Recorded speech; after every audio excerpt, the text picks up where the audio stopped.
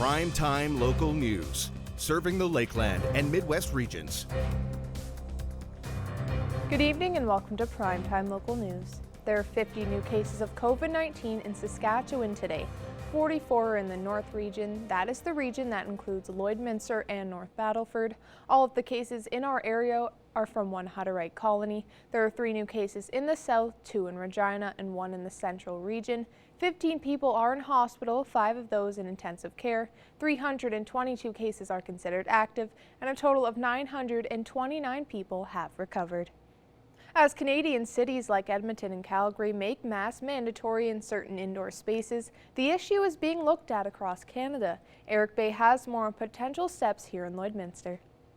Mandatory masks aren't something the government of Saskatchewan, whose health guidelines Lloydminster follows, is considering at the moment, but it is a step it may take if conditions change. There may be a point in time, either on a regional basis or maybe even province-wide, where we will have to go to wearing masks as a mandatory measure. I would far sooner want to have that conversation prior to shutting down sectors of our economy. In a written statement, Mayor Gerald Albers says currently the City of Lloydminster is not mandating public or staff to wear masks while inside city facilities. However, the city encourages the use of masks as a protection and prevention measure. The city is stressing the importance of continued social distancing over the long weekend. So with the warm weather finally coming in here, we are reminding all residents just to remember their physical distancing when they are attending any type of public park or beach setting. Remember the 2-meter separation and no gatherings over 30 people. Yard and garage sales are also being allowed in the city as long as proper safety measures are being followed. As well as just limiting the amount of people that you are having within your yard sale.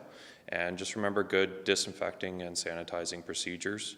And if everyone, including the buyers, remember that, everyone will be able to be safe. Entire provinces like Quebec and Nova Scotia have made masks mandatory in all public indoor spaces within the last month. Eric Bay, Primetime Local News. The hot weather this week has been reaching up to plus 30 degrees, and we got advice on how to stay safe during the heat. Our Shelby Clark spoke with Co-op Pharmacy for more. Joining us today is Michelle Teasdale, the pharmacy manager for Co-op. How are you today? I'm good. So my first question has to do with the heat warning in effect. What should residents do to stay safe from heat illness? Yeah, so we're definitely finally getting some beautiful summer weather, but with that does come risk for heat illness. Best thing to do, a few things you can do. Number 1, avoiding the heat during the hottest part of the day. So between 11 in the morning and 4 in the afternoon would be the hottest part. So if you can be indoors, that's the best and safest place to be. If you are having to be outside working, best thing would be just to take frequent breaks in the shade and make sure to stay very hydrated. Some other things you can do to help reduce risk, again, that hydration is important. Also wearing sunscreen and staying covered, wide brim hats, sunglasses, and light colored clothing to stay covered up. And could you tell us some signs and symptoms for people to know if they are experiencing a heat illness? Right, so there's a very wide range of symptoms from very mild to very severe for heat illness. Generally we'll start with a bit of headache, nausea, sometimes dizziness, and that's kind of the first sign that you are experiencing heat illness. And then more severe symptoms may be confusion and even passing out. And if people do find themselves experiencing heat illness, what are some recommendations that you would give to help with that? So for mild heat illness, the best thing to do is, of course, to get out of the heat. So finding a shady area or inside in the air conditioning to get cooled down. Lots of fluids, really important to keep the fluids up, either with water or even sports drinks to rehydrate. If some symptoms continue or become quite severe, then it's really important to seek medical attention. And during this heat wave, what would you suggest is best, which SPF to use for sunscreen? So for sunscreen, there's lots of options out there. Most important is you find something that's broad spectrum, so it has UVA and UVB protection with it. Usually we say SPF of 30 or greater to make sure that you are getting protection, and then it needs to be reapplied every 2 to 4 hours, or if swimming or heavy sweating happens that might wash off that sunscreen, you want to keep repeating applications. And for some residents residents that have no AC in their homes, what would be the best solution that you would recommend for them to do, especially during the plus to 29, 30 degree weather? So I think it's just any way to stay cool. Sometimes cold compresses can help. Wetting the body down, kind of sponge bathing and blowing a fan on, that can cool the body quite well. It's really just trying to stay as cool as possible, and then keeping the fluids up. Hydration is really, really important when it comes to heat illness. Perfect. Well, thank you so much, Michelle, for joining us and giving us your time. Thank you. Some good tips to use against this heat wave. Every year, the Lloydminster Rescue Squad hosts their annual Sirens and Sapphires Gala, but this year, because of COVID-19, they had to cancel it until next year. The Sirens and Sapphires Gala helps the rescue squad raise a large amount of money they use throughout the year, but they wanted to play it safe and cancel the gala due to the pandemic. I think we met as a committee, a gala committee again this year, and we decided to cancel this year's gala, the upcoming event, just because in lieu of all the COVID cases out there, and just according to SHA rules and regulations, we thought this would be the best interest in for the public. So I think we made a wise decision. The gala usually raises close to $100,000 for the Lloydminster Rescue Squad. Even though they aren't hosting the event, they are still looking for donations from people and businesses in the Lloydminster area. Donate funds for the tables. We're not selling tables, but we would be able to give tax receipts to that. We do have a recovery, rescue and recovery trailer that we house our drone, dive equipment in, and other search and rescue equipment in. So we'll be selling the advertising on the front of the trailer for anywhere from $5,000 and upwards, or whatever amount that we can come up with. So the rescue squad is also currently holding another fundraiser to raise money for new equipment. In the past couple of weeks, they've been called out more often, and the new equipment would help with the searches. We are raising for some dive comms, which they have been completed. We had a donation come in for that, so that has been completed, and now we're halfway through to getting our new sonar, which has 360 live, which is pretty important for us when we're out there doing searches, and then to continue that, we'd like to purchase a different style of a boat, which we're working on. More information on the gala and their fundraiser is available on the Lloydminster Rescue Squad's Facebook page. Now our Connor Chan will take a look at your weather forecast.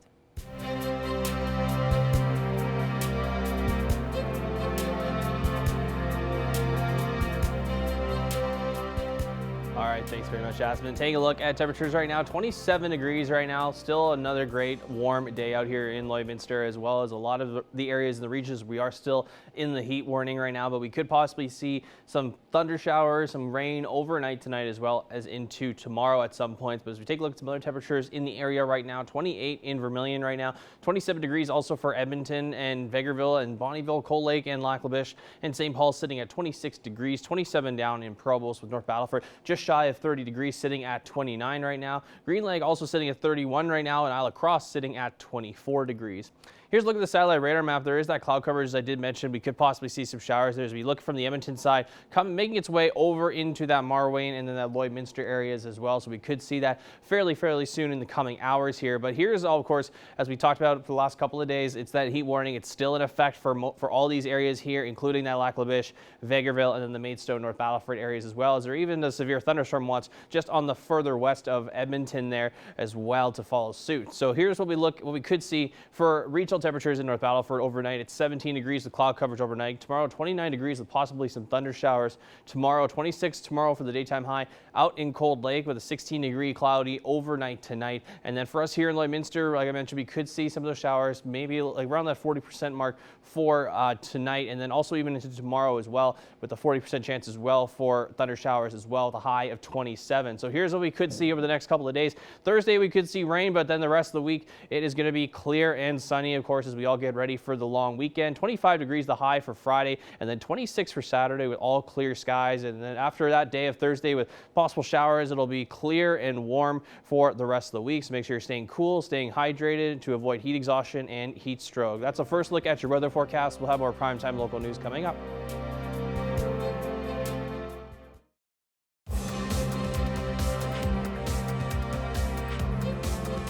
Last night, the NHL kicked off their exhibition games in Edmonton and Toronto. 3 games were played last night, including the Battle of Alberta.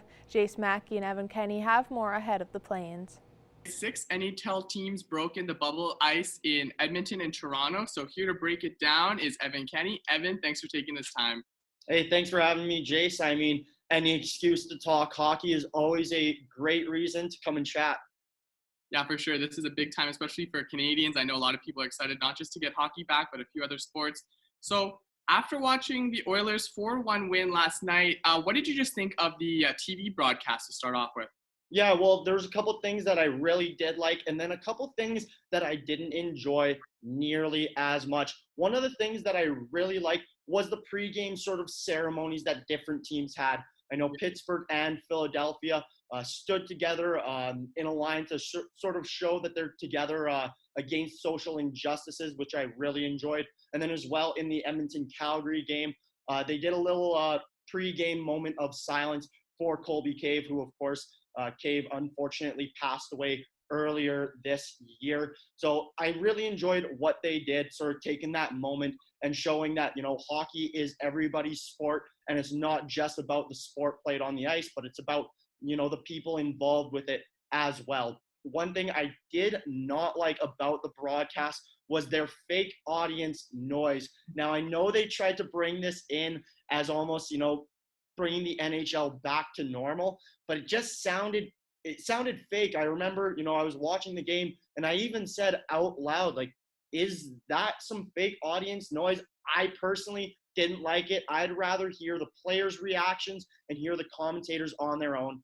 But overall, it was a great first night of hockey. Now, I was going to say, when I was watching it at the very beginning with the seats kind of tarped off and stuff, it did seem a little different, kind of a little weird. A bit halfway through the game, I wasn't really noticing. What's it like, do you think, for the players to have to, you know, play in totally a big cavernous arena with very limited people actually there? Now, it's a weird one to think about when it comes to the NHL. You know, any midget or bantam aged hockey player sort of knows what it's like to play in a fairly empty, fairly quiet arena, where these NHL players, you know, whether they've gone through the major junior route or gone to school, or however, you know, they may have gotten to pro hockey, they're used to playing with this noise, and it's just part of their environment. So it is interesting to think, you know, that's not what they're used to. So maybe this audience noise is as well for the players. I mean, obviously I was not on the ice, so I don't really know what, you know, they were experiencing, but it is something to think about. So last night was the first taste of action after a long break. Did any of the play surprise you? Yeah, it did a lot, actually, especially when it comes to the physical side of the game, specifically in the Edmonton and Calgary game. Now, I mean, obviously, it is the Battle of Alberta. There's bad blood. We've seen it, you know, in the 4 matchups throughout the regular season. But it was a lot more physical than I thought, especially for how long they've been off, plus it being almost like a preseason game. Now, I mean, obviously, it's not quite a preseason game as they're going into playoffs rather than into an 82-game schedule, but that is definitely one thing that stood out to me. Another thing that stood out to me was how much effort these players were putting in. I remember during this Oilers and Flames game, when Philip Broberg made a couple of huge blocks in front of the empty net, Mikko Koskinen was about 4 feet out of his net, and he still battled to get back and try to make that save. Luckily for him, Broberg was there to stop the puck. But things like that, you know, shock me, especially from a preseason game. So I think overall, if this continues and if you just keep seeing it, it'll be an amazing playoffs.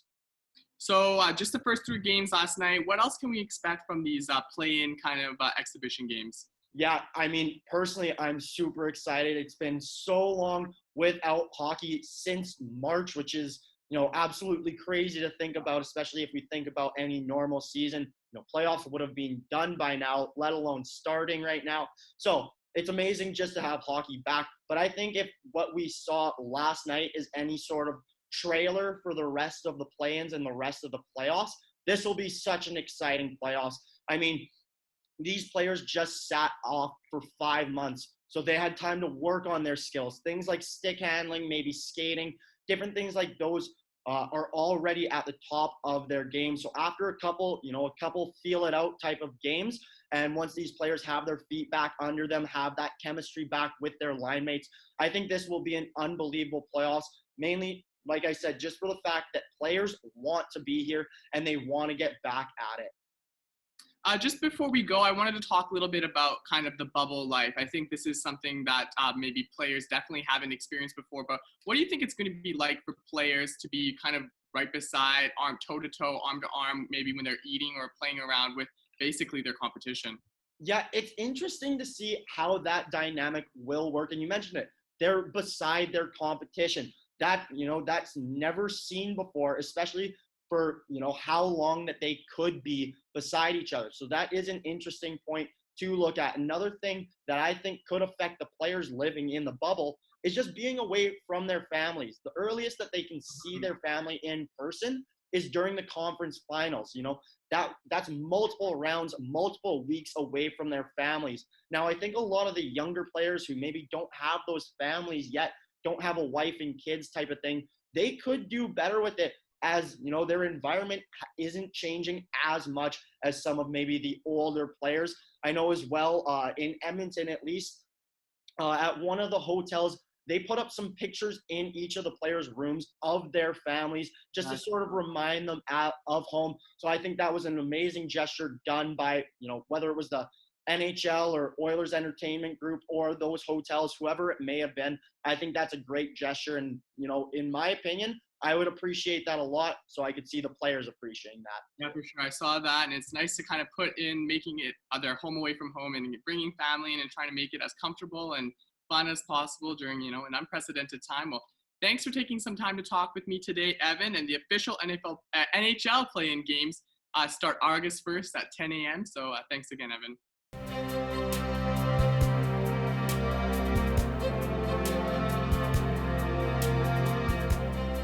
All right, thanks very much, Jasmine. Taking a look right now, just recapping the heat warnings in our area here, as well as most of Alberta and the northern Alberta areas here, as well as up in Bonnyville, St. Paul, Vegreville, Maidstone as well. And then, of course, further out west, we do have a severe thunderstorm watch right now, as we could possibly see some thunder showers heading into overnight tonight, and then as well as even tomorrow, we have a 40% chance of seeing some showers with some thunderstorms to follow suit. But as we take a look at some other temperatures right now, 27 degrees out in Edmonton, 25 for Edson. Jasper is at the 30-degree mark right now, 26 degrees in Rocky Mountain House and Red Deer, and 28 degrees for Whitecourt. Take a look at the Saskatchewan side right now.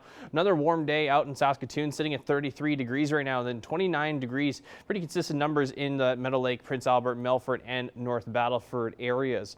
As we take a look at northern areas right now in Alberta and Saskatchewan, a little bit cooler today in La Loche and Buffalo Narrows, sitting at 23 degrees. Larange sitting at 30 and 26 in Flin Flon, with 21 degrees in Wollaston Lake right now, 30 degrees out in South End right now. As we take a look at northern Alberta right now, we see 23 degrees out in high-level Peace River and in Grand Prairie, 27 in Fort McMurray, and Fort Chipewyan sitting at 25 degrees. Well, Slave Lake sits at 22. The southern areas continue to be the story, where it's been fairly warm the last couple of weeks, rather. 31 in Lethbridge right now, 34 for Medicine Hat, 27 in Calgary and Coronation, and 30 degrees right now in Banff. As we take a look at southern Saskatchewan, another warm spot there, with Swift Current sitting at 33 right now, with 30 degrees out in Moose Jaw, and 31 for Regina and Estevan, with 29 in Kindersley and in Yorkton. Now, as we take a look at what we see across the rest of the country there, 27 in Winnipeg right now, with Quebec City sitting at 25, and 12 degrees out in St. John as we reach the Maritimes there. 26 in Halifax and 30 degrees in Toronto. So nice weather for those players in the NHL bubble, especially out in Edmonton as well, with clear skies sitting at 27 there. And Vancouver, all sun, sitting at 23 degrees. 23 up in Yellowknife and 17 degrees in Whitehorse. So here's what we could see for tomorrow. 27 being the ultimate daytime high, so we'll be around that 26 and 27 degree range for most of the area here. And as we move out a little bit west, it gets just 1 degree colder in Vegreville, sitting at 25, and along with St. Paul and Edmonton. About 27 for Lloydminster, 26 in Marwayne and Vermilion, and up in Bonnyville, Cold Lake, and in 25 in Lac La Biche. So here's what we could see over the next 7 days. I did mention 40% chance of some thunder showers for Thursday, 25 on Friday, and 26 on Saturday. We'll have some very nice temperatures heading into this long weekend here where the heat warning could still continue on. So make sure if you are heading out, make sure you stay cool, stay hydrated to avoid heat exhaustion and heat stroke as well. A little bit more cloud coverage on Sunday though, with that high at 27 degrees, 29 the high for Monday. We could see some showers on Tuesday as we drop 10 degrees there for 19 and then 23 for Wednesday. That's a look at your 7-day forecast. We'll have more primetime local news coming up after the break.